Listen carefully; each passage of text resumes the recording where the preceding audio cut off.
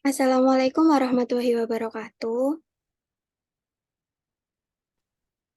Selamat malam teman-teman. Waalaikumsalam. Pertama-tama, marilah kita panjatkan puji syukur kehadirat Allah Subhanahu wa Ta'ala karena telah memberikan rahmat sehingga kita dapat berkumpul di pertemuan keempat kelompok 1 kelas PBC 2022 pada hari ini. Perkenalkan, nama saya Erviana Novitasari dengan NIM 22030204123 yang akan bertugas sebagai moderator dalam diskusi materi konstitusi. Adapun yang menjadi pemateri pada hari ini yaitu Aziza Safira Bella dengan NIM 22030204109 dan Aulia Eka Indriani dengan NIM 22030204105 sebagai notulen. Sebelum itu, marilah kita buka pertemuan ini dengan mengucapkan basmalah bersama-sama. Bismillahirrahmanirrahim. Selanjutnya yaitu penyampaian materi. Kepada Aziza Safira Bella, waktu dan layar saya persilahkan. Baik, terima kasih atas kesempatannya. Boleh minta tolong share screen?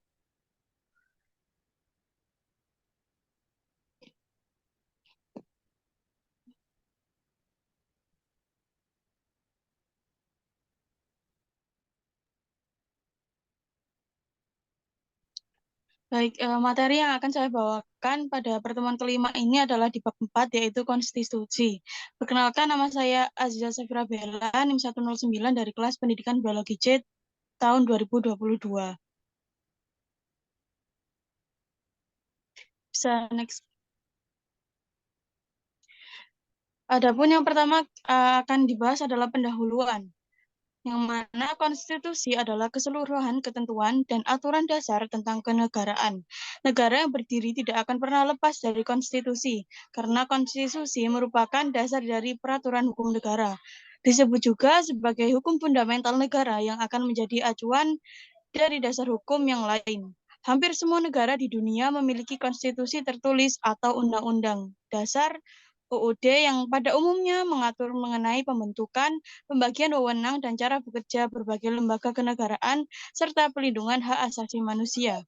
Pada hampir semua konstitusi tertulis diatur mengenai pembagian kekuasaan berdasarkan jenis-jenis kekuasaan, dan kemudian berdasarkan jenis kekuasaan itu dibentuklah lembaga-lembaga negara. Dengan demikian, jenis kekuasaan itu perlu ditentukan terlebih dahulu, baru kemudian dibentuk lembaga negara yang bertanggung jawab untuk melaksanakan jenis kekuasaan tertentu itu. Bisa next screen. Nah, untuk permasalahan yang dibahas ada 5. Yang pertama, perkembangan konstitusi di Indonesia. Kedua, macam-macam konstitusi. Ketiga, perubahan UUD 1945. Keempat, piranti kehidupan yang demokratis. Dan yang terakhir adalah lembaga negara pasca amandemen.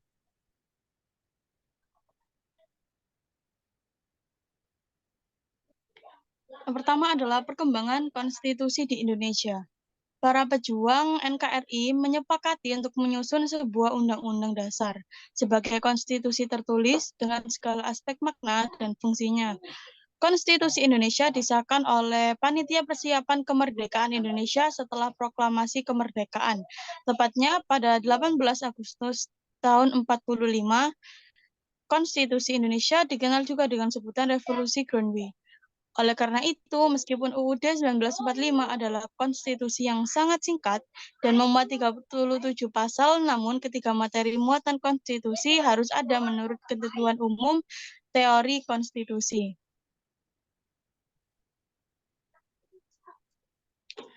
Dalam sejarah perkembangan ketatanegaraan Indonesia ada 4 macam undang-undang yang berlaku.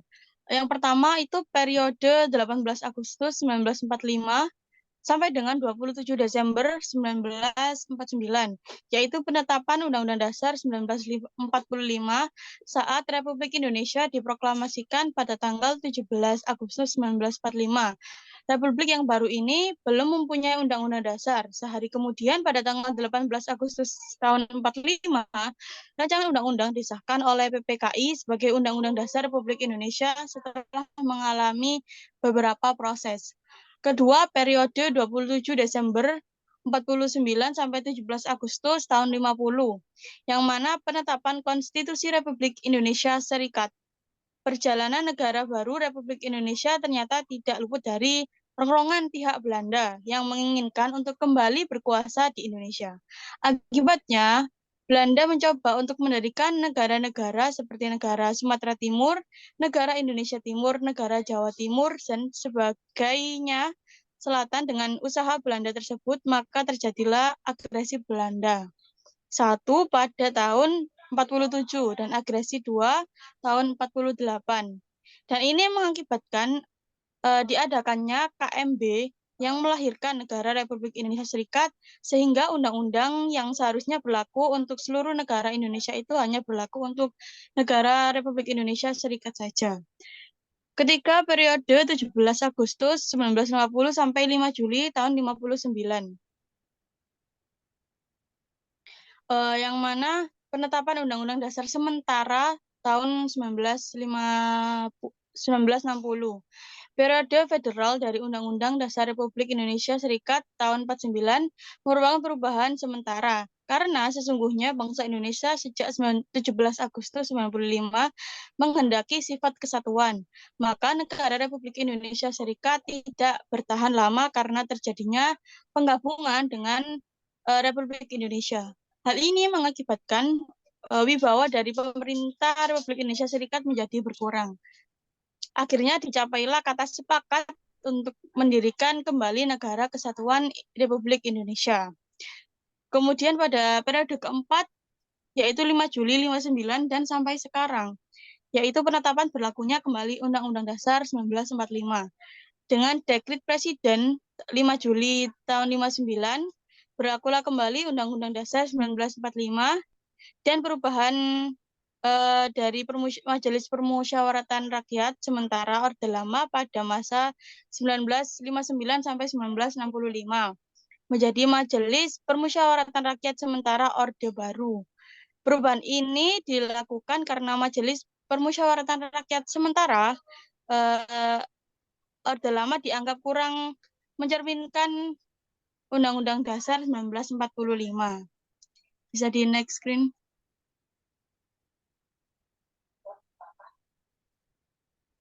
Macam-macam konstitusi ada dua. Yang pertama, konstitusi tertulis, yaitu konstitusi yang dibuat secara tertulis dalam dokumen yang berupa dokumen yang umumnya berupa peraturan hukum yang mengatur pemerintah. Contohnya Undang-Undang 1945, Undang-Undang Sementara RI 1945, dan Undang-Undang 1945 hasil amandemen.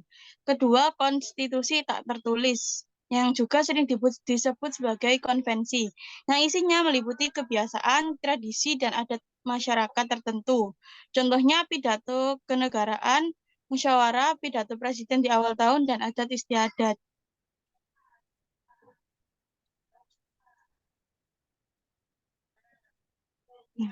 Kehadiran konvensi ini menandakan bahwa kelompok masyarakat masih menjunjung tinggi nilai adat, tradisi, dan budaya. Kemudian perubahan Undang-Undang 1945. Salah satu capaian bangsa Indonesia pada saat masa reformasi adalah reformasi konstitusi. Reformasi konstitusi dipandang sebagai suatu keharusan dan agenda yang harus dilaksanakan. Karena UUD 1945 sebelum amandemen atau perubahan dianggap tidak cukup untuk mengatur dan mengarahkan penyelenggaraan negara sesuai perubahan UUD 1945 dan secara bertahap dilaksanakan dan menjadi salah satu agenda sidang MPR mulai dari tahun 1999 sampai tahun 2002. Mengalami 4 perubahan. Yang pertama, perubahan pertama dilakukan dalam rapat umum MPR pada tahun 1999. Perubahan pertama ini bertujuan untuk membatasi kekuasaan presiden dan memperkuat kedudukan DPR sebagai badan legislatif. Perubahan kedua dilakukan pada sidang tahunan MPR tahun 2000. Perubahan ini menghasilkan perubahan pasal-pasal yang mengatur tentang wilayah negara dan pembagian pemerintah daerah, melengkapi amandemen pertama untuk memperkuat posisi DPR dan ketentuan hak asasi manusia yang rinci.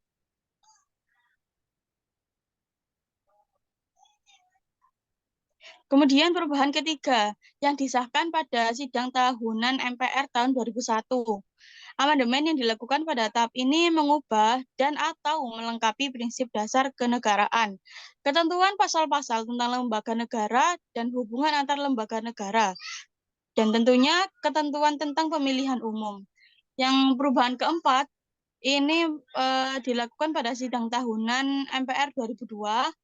Perubahan keempat ini memuat ketentuan tentang lembaga negara dan hubungan antar negara-negara, penghapusan Komisi Pertimbangan Agung atau DPA, pendidikan dan kebudayaan, ekonomi dan jaminan sosial, serta aturan peralihan perlengkapan.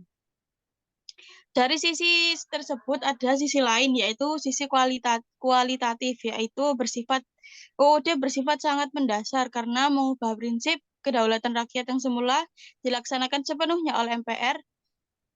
Kemudian ada perubahan lain, kekuasaan presiden yang sangat besar menjadi prinsip yang saling mengawasi dan mengimbangi. Kemudian 4 tahap perubahan 1945 tersebut meliputi hampir seluruh materi UUD 1945. Naskah asli UUD 1945 berisi 71 butir ketentuan. Sedangkan perubahan yang dilakukan menghasilkan 199 butir ketentuan. Saat ini dari 199 butir ketentuan yang ada dalam UUD 45, hanya sekitar 12% atau 25 butir ketentuan yang tidak mengalami perubahan. Selebihnya sebanyak 88% atau sekitar 174 butir ketentuan merupakan materi yang baru mengalami perubahan. Bisa di next screen.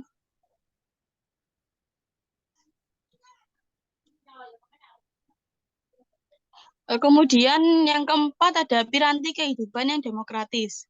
Sebagaimana telah dikatakan, kaidah dasar konstitusi merupakan amanat yang mengatur kehidupan bernegara dan berbangsa sedemikian rupa sehingga konstitusi dibuat atas dasar kesepakatan bersama antara negara dan warga negaranya.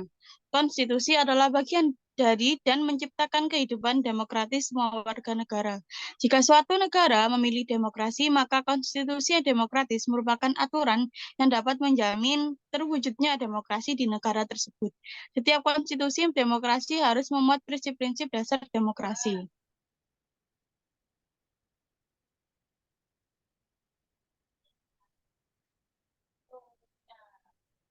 Kemudian yang terakhir adalah lembaga negara pasca amandemen atau pasca perubahan. Sebagai lembaga negara, MPR RI tidak lagi menyandang predikat sebagai lembaga tertinggi negara, tetapi hanya sebagai lembaga negara seperti halnya DPR, Presiden, BPK, dan MA. Pasal 1 ayat 2 telah diubah tentang kedaulatan menyatakan bahwa kedaulatan berada di tangan rakyat dan dilaksanakan menurut Undang-Undang Dasar. Ketentuan MPR RI juga mengalami perubahan komposisi yang terdiri dari anggota DPR dan Dewan Perwakilan Rakyat Daerah (DPD) yang semuanya direkrut melalui pemilihan. Perlu diketahui pula bahwa dengan peralihan kekuasaan tersebut, susunan ketatanegaraan lembaga negara juga ikut berubah, termasuk adanya lembaga negara yang dihapuskan atau dilahirkan kembali, yaitu presiden dan wakil presiden. Sebaliknya, lembaga yudikatif merupakan cabang dari lembaga yudikatif, yaitu Mahkamah Konstitusi MK sebagai lembaga baru. Kemudian Mahkamah Agung dan Komisi Yudisial juga merupakan lembaga yang baru.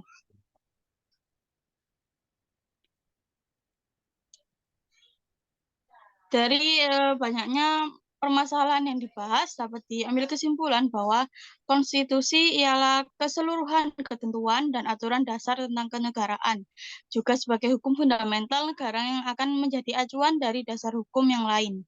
Para pejuang NKRI menyepakati untuk menyusun sebuah undang-undang dasar sebagai konstitusi tertulis dengan segala aspek makna dan fungsinya. Dalam sejarah perkembangan ketatanegaraan Indonesia ada 4 macam undang-undang yang berlaku. Perubahan Undang-Undang 1945 secara bertahap dilaksanakan dan menjadi salah satu agenda sidang MPR 99 sampai 2002. Demokratis semua warga negara. Jika suatu negara memilih demokrasi, maka konstitusi yang demokratis merupakan aturan yang dapat menjamin terwujudnya demokrasi di negara tersebut.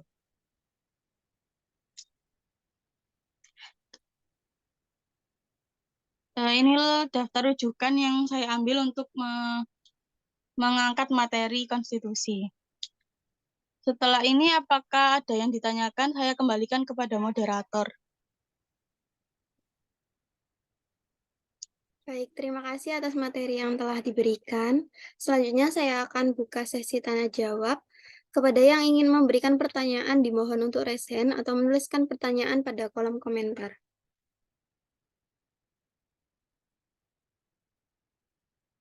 Baik, sudah ada satu pertanyaan di kolom komentar. Saya bacakan. Assalamualaikum warahmatullahi wabarakatuh. Mohon izin bertanya kepada moderator dan pemateri. Saya Rosliana Iva Julia dengan NIM 102. Jadi yang ingin saya tanyakan, faktor apa saja yang mempengaruhi perubahan konstitusi di Indonesia? Selain itu, sebutkan pula dampak yang diakibatkan dengan adanya perubahan sistem ketatanegaraan di Indonesia.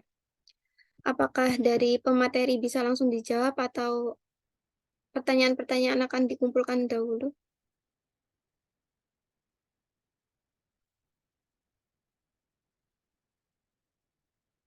Pertanyaannya dikumpulkan dahulu aja. Baik. Selanjutnya kepada Nur Musamatun Hakiniyah, dipersilakan untuk membacakan pertanyaannya. Baik, terima kasih waktunya moderator. Mohon maaf belum bisa on cam soalnya masih perjalanan pulang. Jadi pertanyaannya, pertama-tama perkenalkan dulu, saya Nur Musamatun Hakiniyah dari kelas PBC dengan NIM 120. Saya ingin bertanya, pertanyaan saya, seberapa pentingkah konstitusi dalam kehidupan bernegara? Sekian, terima kasih. Baik, terima kasih kepada Nur Musamatun atas pertanyaannya. Selanjutnya, saya persilahkan untuk Dewi Rasa Wulan mengungkapkan pertanyaannya. Baik, terima kasih atas kesempatannya. Sebelumnya saya Dewi Rasaulan dengan NIM 100. Untuk pertanyaan saya yaitu, mengapa Undang-Undang Dasar 1945 harus mengalami perubahan? Terima kasih. Baik, terima kasih atas pertanyaan ketiganya. Apakah Aziza Safira Bella sebagai pemateri bisa langsung menjawab atau membutuhkan waktu lagi? Saya akan jawab pertanyaannya langsung aja. Tapi nggak urut, nggak apa-apa ya. Baik, silahkan dijawab pertanyaan-pertanyaannya. Mungkin saya mengawali dengan Dewi dulu. Menurut saya tujuan amandemen UUD 1945 ini juga untuk menghindari terjadinya pembaruan hukum atau reformasi hukum yang berbagai sehingga proses dan mekanisme perubahan atau penciptaan peraturan perundang-undang yang baru sejalan dengan hukum dasarnya yaitu konstitusi. Apakah bisa diterima dari Dewi? Baik, terima kasih atas jawabannya. Kemudian yang kedua mungkin dari penanya Iin, izin menjawab bahwa arti penting konstitusi bagi suatu negara adalah menjadi pedoman yang mengatur jalannya pemerintahan, pembatasan kekuasaan, dan menjamin hak asasi manusia atau HAM agar pemerintah tidak bertindak sewenang-wenangnya. Apakah dari Iin bisa diterima? Ya, diterima. Terima kasih. Ya. Kemudian mungkin pertanyaan dari Reni ya. Untuk itu situasi yang genting bisa mempengaruhi perubahan konstitusi.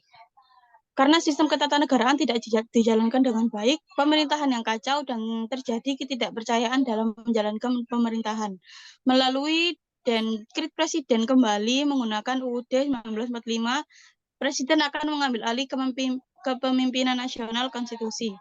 Perubahan konstitusi ini juga dimungkinkan karena di dalam UUD 1945 sendiri mengatur prinsip dan mekanisme perubahan UUD 1945 yang termuat dalam pasal 37 UUD 1945. Secara filosofis, UUD 1945 ini telah mencampurkan antara paham kedaulatan rakyat dengan paham integralistik. sehingga mempengaruhi sistem demokrasi yang tidak bisa berjalan dengan sempurna. Jika rakyat merasa dirugikan, demokrasi terberangus dan lain sebagainya, kemudian terjadi tuntutan perubahan sistem ketatanegaraan seperti perubahan amandemen. Maka untuk menjadi konstitusi yang kuat harus dilakukan perubahan agar dapat memfasilitasi bagi tampilnya konfigurasi politik dan pemerintahan yang baik. Untuk Rose, mungkin pertanyaannya ada dua ya. Untuk pertanyaan yang pertama, ini UUD ini telah dirancang oleh Badan Penyelidik Undang-Undang Persiapan Kemerdekaan Indonesia atau BPUPKI, kemudian disahkan oleh Panitia Persiapan Kemerdekaan pada tanggal 18 Agustus 1945. Kemudian situasi yang mempengaruhi perubahan konstitusi juga berasal dari eksternal dan internal. Yang eksternal ini contohnya yaitu negara asing, khususnya Belanda, yang tadi setelah saya jelaskan, itu mempropaganda agar Indonesia tidak terbentuk negara kesatuan, tapi merupakan negara serikat. Perubahan konstitusi juga berarti mengubah susunan ketatanegaraan sejak awal Pancasila dan UUD 1945. Karena tidak dijalannya, karena kolonialisme Belanda selalu ingin menancapkan kembali kekuasaannya. Kemudian ini akibatnya dari konstitusi berubah ini, sistem ketatanegaraannya pasti berubah, dan jika situasi genting bisa mempengaruhi perubahan konstitusi karena sistem ketatanegaraannya bisa seperti tidak teratur, dan itu bisa membahayakan rakyat. Tapi kembali lagi, jika itu berbahaya akan dilakukan amandemen-amandemen lagi. Untuk pertanyaan kedua dari Rosa ini, menurut saya konstitusi yang berlaku di Indonesia saat ini itu adalah tentunya Undang-Undang Dasar. Ya, ini konstitusi yang paling efektif, ini yang sekarang diterapkan itu Undang-Undang Dasar 1945 sesuai dengan 4 periode tadi yang mulai dari 5 Juli sampai sekarang, yaitu konstitusi yang berlaku adalah UUD 1945 yang merupakan dokumen tertulis yang memuat hukum dasar dan pedoman pembentukan peraturan. Dan di Undang-Undang 1945 ini juga menjelaskan tentang perubahan yang mungkin bisa dilakukan. Sekian dari saya, apakah bisa diterima oleh penanya? Baik, bisa. Terima kasih. Terima kasih. Saya kembalikan pada moderator. Baik, ini dari chat Zoom, chat WA ada satu pertanyaan lagi dari Veronica Anggraini. Jadi pertanyaannya, menurut Anda, apa yang terjadi jika konstitusi atau ketentuan malah merugikan rakyat, tetapi menurut pemerintah aturan itu baik bagi negara? Akankah terjadi perpecahan di antara masyarakat dan pemerintah? Mohon izin untuk dijawab kepada Aziza. Ya, menjawab, jika konstitusi itu bisa menyebabkan rakyat terpecah, itu kan tadi dilakukan amandemen-amandemen itu supaya bisa saling mengisi kekurangan. Kemudian juga untuk ini membatasi wewenang pihak berwajib agar tidak semena-mena. Nah, jika pemerintahan ini gagal, maka rakyat ini kan ada Indonesia kan negara demokrasi ya. Jadi rakyat itu bisa menyuarakan, kemudian nanti amandemen menjadi amandemen yang lebih baik lagi. Mungkin itu dari saya. Baik, terima kasih atas jawabannya. Apakah ada yang ingin ditanyakan lagi?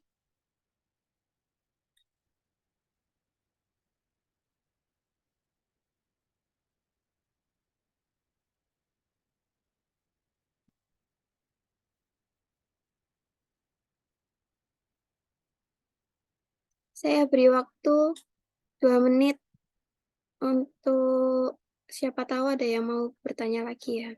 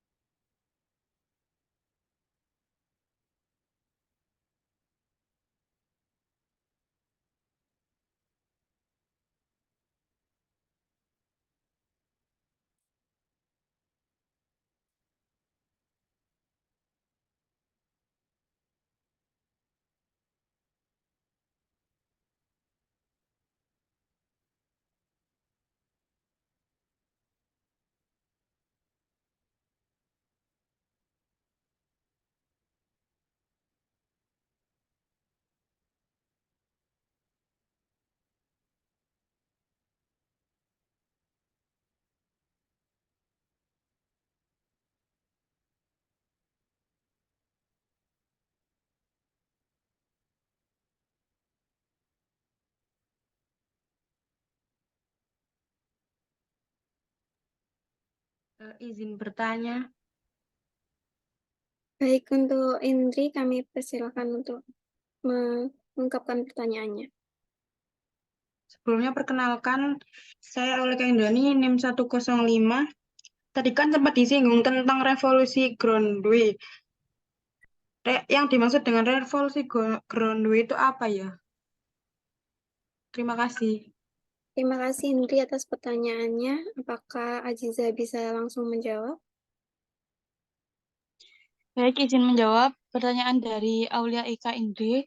Jadi, sebagai revolusi Greenwich itu adalah bermakna bahwa Undang-Undang 1945 ini adalah undang-undang yang mengandung gagasan revolusi Indonesia yang berwatak nasional dan sosial, di mana tujuannya adalah dekolonisasi dan perubahan sosial ke arah terwujudnya keadilan sosial bagi seluruh rakyat Indonesia.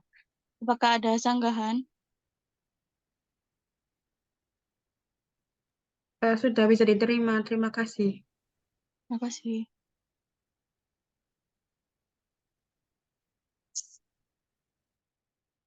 Baik, terima kasih atas Aziza, atas jawaban-jawabannya. Menarik sekali ya pertemuan pada malam hari ini.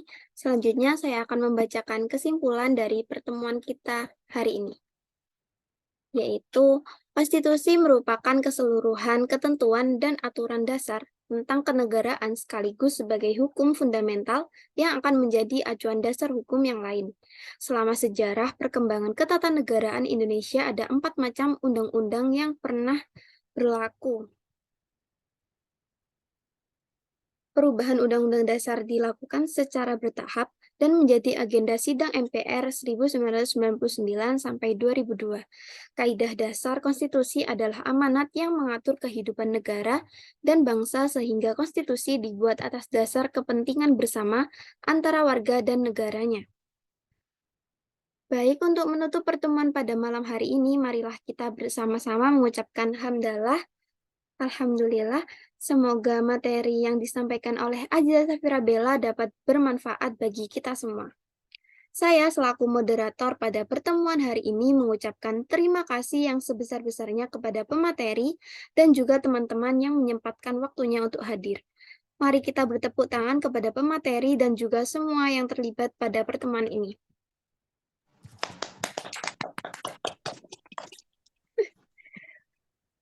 Kurang lebihnya saya mohon maaf. Wassalamualaikum warahmatullahi wabarakatuh. Waalaikumsalam warahmatullahi Waalaikumsalam wabarakatuh. warahmatullahi wabarakatuh. Terima kasih. Terima kasih. Terima kasih.